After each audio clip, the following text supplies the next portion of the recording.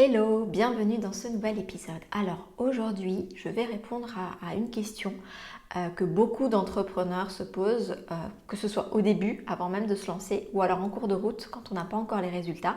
Et cette question, c'est comment être certaine de vivre de sa passion. Donc peut-être que tu as une étape de ton parcours entrepreneurial où tu as des doutes. Et c'est normal, voilà, on passe tous par là. Et donc dans cet épisode, je vais te partager des clés pour savoir si jamais tu es dans cette situation-là, comment rectifier les choses et comment être certaine d'aller vers la réussite de ton business. C'est parti!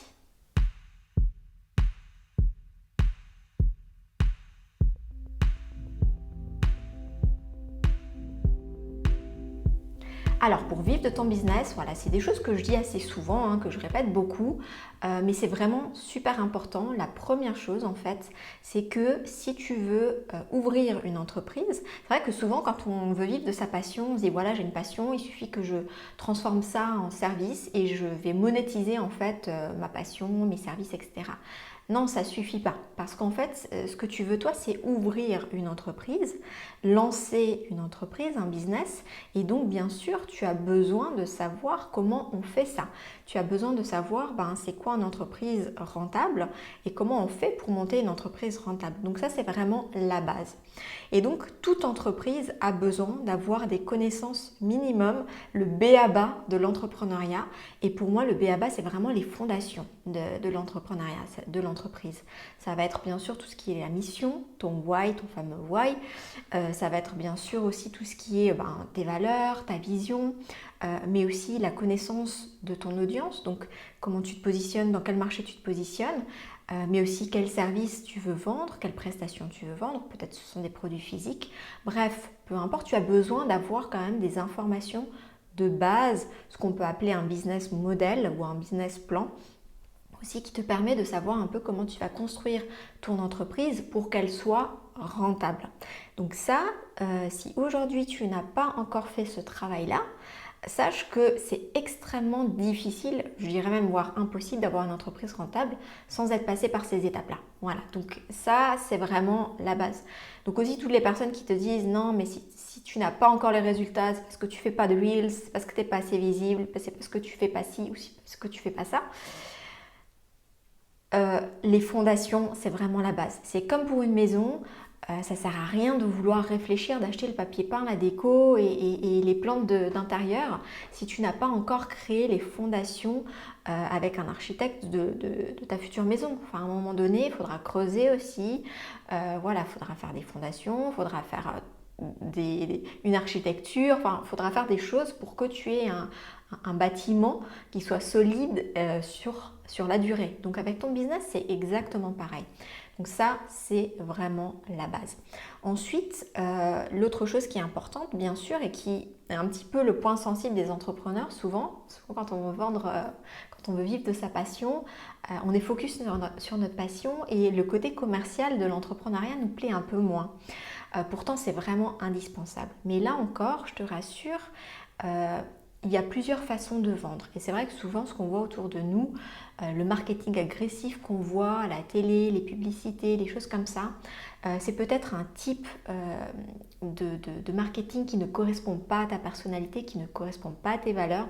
En tout cas, moi, à mes débuts, je sais que je me suis retrouvée complètement pas en adéquation du tout en fait avec ces façons-là de vendre. Et donc du coup, je me dis, mais comment je vais faire? Est-ce que je suis obligée de passer par là? Est-ce que je suis obligée de faire ces stratégies-là pour vendre moi aussi?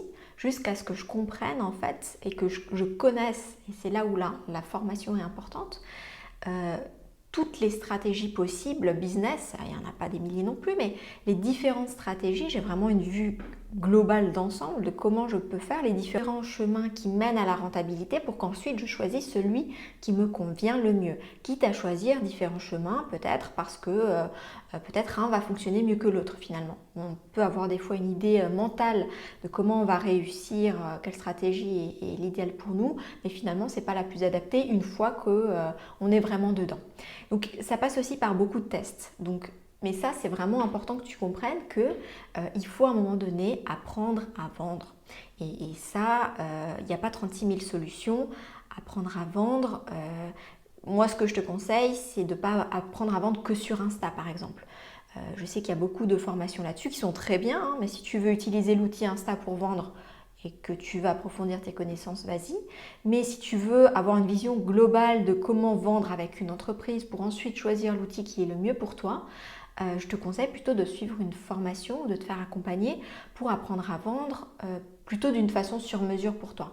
Parce qu'apprendre à vendre sur Insta, tu seras obligé de faire ce que Insta te demande. Donc, moi, je préfère personnellement avoir une vision holistique des choses, comprendre avec plus de hauteur comment arriver à mes fins et ensuite choisir et piloter les stratégies comme bon me semble. Mais bon, ça, c'est ma façon à moi de faire.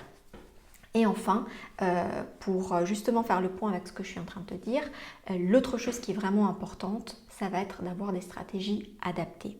Et là aussi, souvent, on peut avoir tendance à se dire, mais je vais essayer de suivre la tendance. En ce moment, la tendance, ça va être les Reels, ou en ce moment, la tendance, ça va être TikTok, ou en ce moment, la tendance, ça va être ça. Et je vais être tentée de me dire, il faut que je le fasse, parce que si je ne le fais pas, je vais être en marge des autres, je vais être en retard, et du coup, voilà, mes concurrents vont prendre toutes les parts de marché. Non, je te rassure, ça ne fonctionne pas comme ça. Ne fais pas la course à TikTok ou Insta ou aux Reels ou juste parce que tu penses que c'est le trend du moment. Je te déconseille parce que déjà tous les effets de mode ça passe et puis si ça ne correspond pas à ta personnalité, si ça ne correspond pas à tes objectifs, ça ne fonctionnera pas. Donc tu n'es pas du tout obligé de te forcer à faire des choses qui ne te correspondent pas, qui ne correspondent pas à tes valeurs et à la façon dont tu veux travailler au quotidien. Choisis plutôt, là encore, et essaie de te former et de comprendre les différentes stratégies qui existent pour choisir celle qui est le plus adaptée à toi et qui va être au service de ton entreprise. Peut-être que TikTok n'a rien à faire avec tes stratégies business parce que ça ne correspond pas du tout à ce que tu veux faire. Donc tu vois, ne suis pas les tendances du moment, mais plutôt essaie de comprendre de façon générale comment fonctionne un business et comment avoir en fait un business qui soit rentable et comment être certaine de vivre de ta passion, puisque c'est la thématique de l'épisode d'aujourd'hui. Et ensuite, choisis consciemment de mettre en place, et pour moi c'est ça la vraie entrepreneur, c'est la personne qui a une compréhension globale, sans que ce soit une compréhension complètement... voilà, tu n'as pas besoin de passer 3 ans de former pour apprendre ça. Moi par exemple dans la Digital Business School, j'apprends ça en 12 étapes.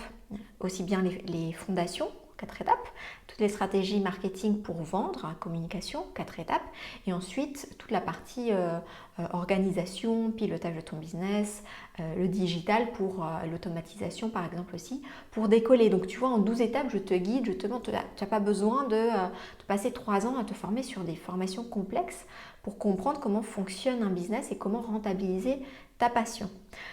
Donc voilà, je te mettrai le lien si jamais tu as envie d'en savoir plus sur la Digital Business School justement. Mais en tout cas, tu as déjà les différentes étapes qui sont nécessaires pour transformer ta passion en un business rentable. J'espère que cet épisode t'a plu et en tout cas, je te dis à la semaine prochaine pour la suite. Ciao, ciao!